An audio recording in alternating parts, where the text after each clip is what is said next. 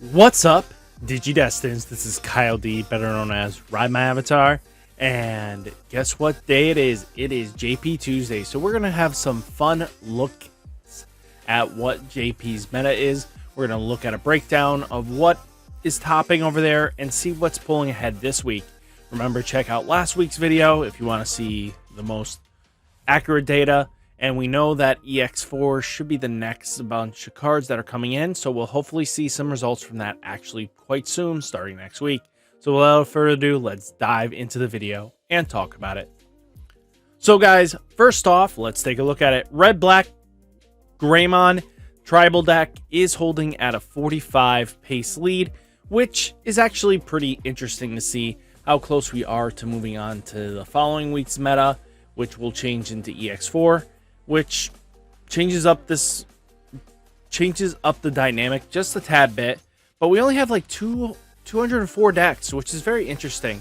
We are moving a little bit quickly with this set to the next and then following one, so it's going to be a little bit before we see BT13. So I'm going to be bunching EX12 meta with, BT12 meta with EX4 meta with the Revival Collection meta, because they're all going to be like super bunched together, and I don't see anything about revolving the changes here, but hey, that's just my opinion. But first off, it's looking like Hunters is at 35. Jesmon X is definitely coming in hot.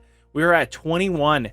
We were at like 10 last week, if I remember correctly. We were not crazy that high up, but it looks like Jesmon X finally, once they got their starter deck, they were able to start bringing in some decent win and started knocking out Red Hybrid just a tad bit.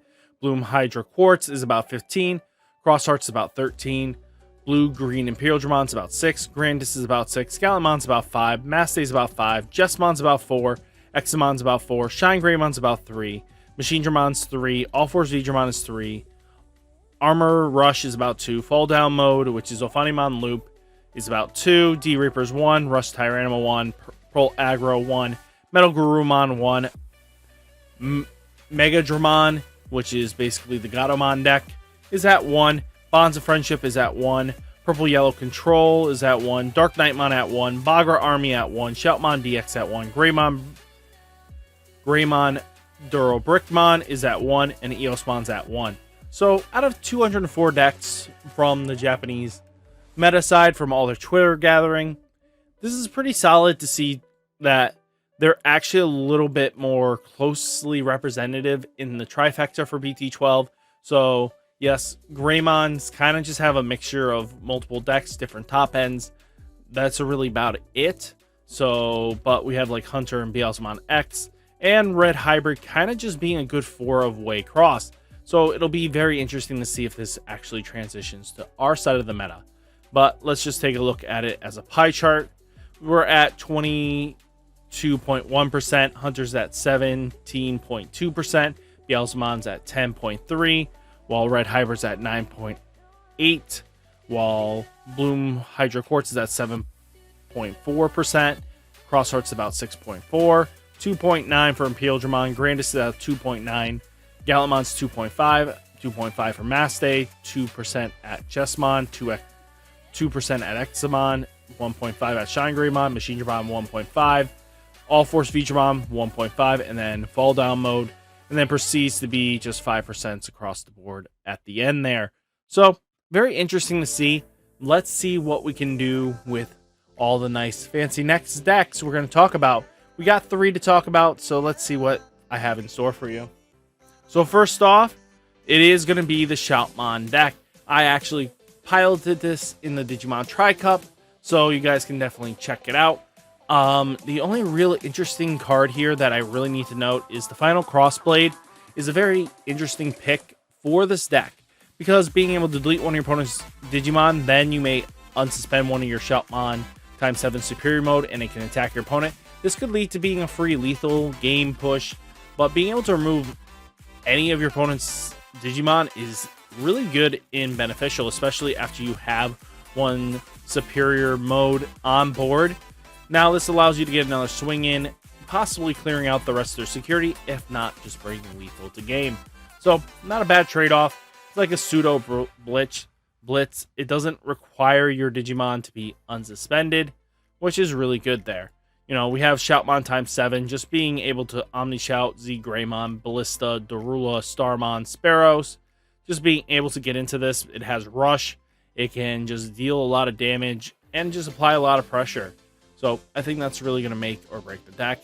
But we also do need to remember that Omnimon Superior Mode is when this card would be played by placing one of your Shoutmons in play in this Digimon's Digi-Evolution cards. You may reduce the play costs by 1.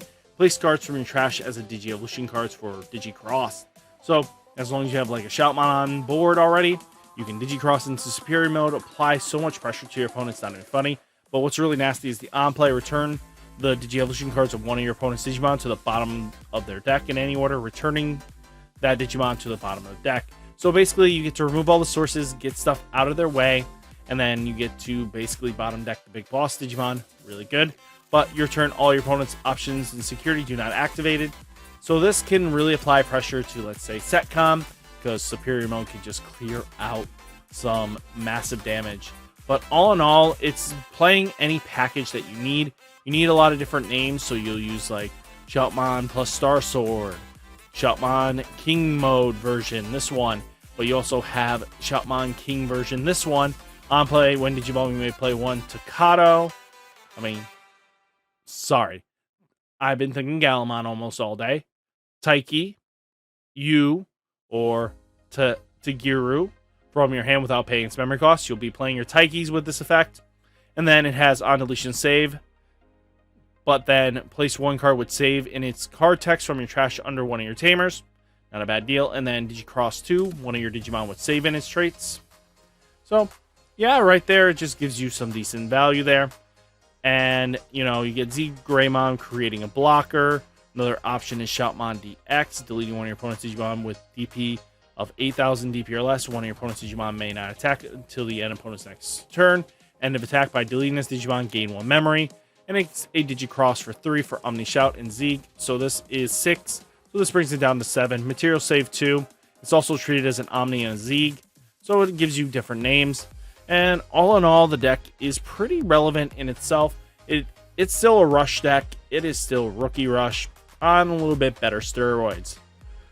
As long as you see a good Tamer lineup, you're pretty solid there. So all in all, I think this is pretty good. I think it has a lot of potentials, and we could definitely see the deck kind of just go from there. Next deck we're going to talk about is none other than Jesmon GX. Well, guys, if you notice that they don't play any of the Jesmon from the starter deck that lets you blitz, they are going for full Zen into Genkumon promote. Well, X Antibody.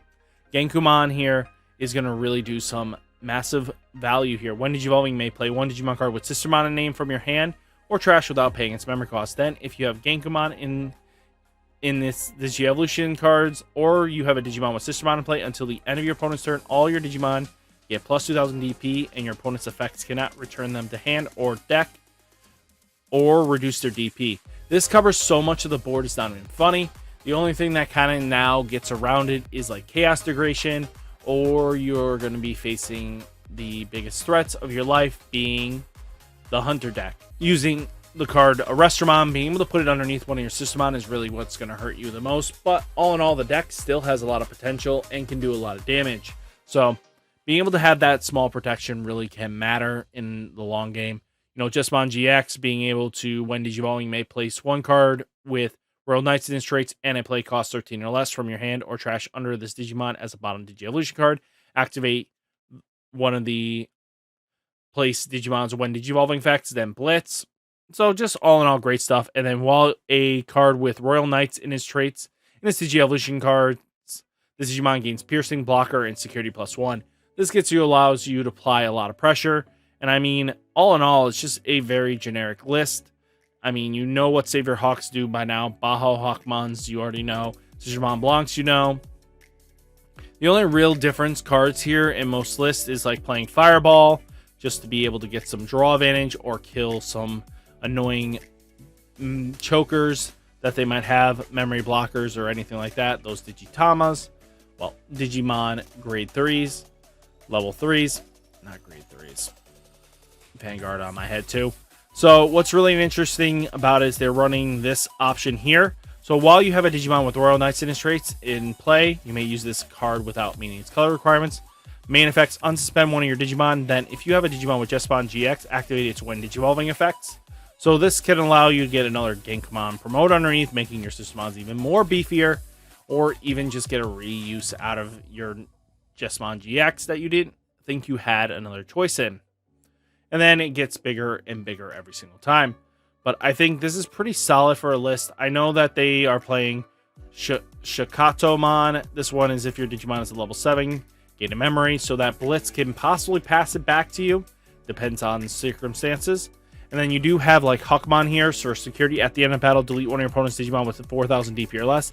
If this effect did not delete a Digimon, draw a card, then add this card to your hand. It gives you a small +2 of hidden security in most cases.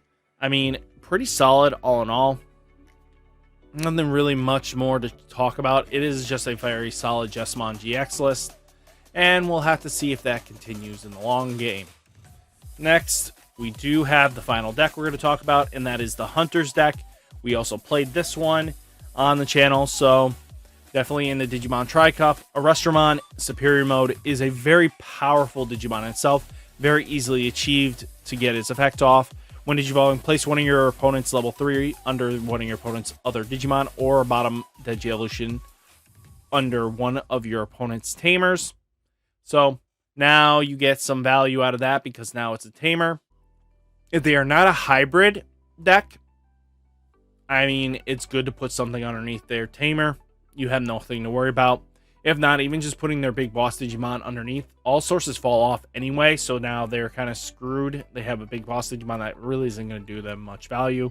I mean, they're using Quartzmon to slow down any shenanigans that might be Digimon that can restand with Reboot, and or just shut down any shenanigans that is with Tamers. Really useful there. What I noticed they are starting to tech in is you. So when a purple card is placed under this Tamer, draw a card. And then when you would play a level 4 or higher Digimon with Bagra in its trace, we're never going to use this. It's just really just for the draw, gain a memory instances, especially with Soundbirdjamon. When attacking, place one purple Digimon card from your hand under one of your Tamers, draw a card. On deletion, save, and then when an effect trashes the Ghibli card, gain a memory. Well, all in all, just straightforwards as gases can be. I mean, these two are really just small engines in themselves to constantly cycle in. And even if you just put these guys underneath your purple Digimon underneath it, it can trigger that as well. I mean, all in all, the deck is going to apply pressure with just being able to control your opponent's board state, because it is a removal that we have no counters for right now, except for not playing a body or a Tamer on board. So I think the requirements are very extremely easy for this deck. The deck is going to be very straightforward, and I wouldn't be surprised if we get a lot of tops on this because the deck is just that good. So guys, what did you think of JP Tuesday? We are getting closer and closer to X4. Well, it should be released Friday. So guys, hopefully you hit that like button, hit that subscribe button. Stay up to date on all things Digimon on my channel. Guys, hopefully you enjoyed it. And I'll catch you next one. Stay safe, stay healthy. Peace!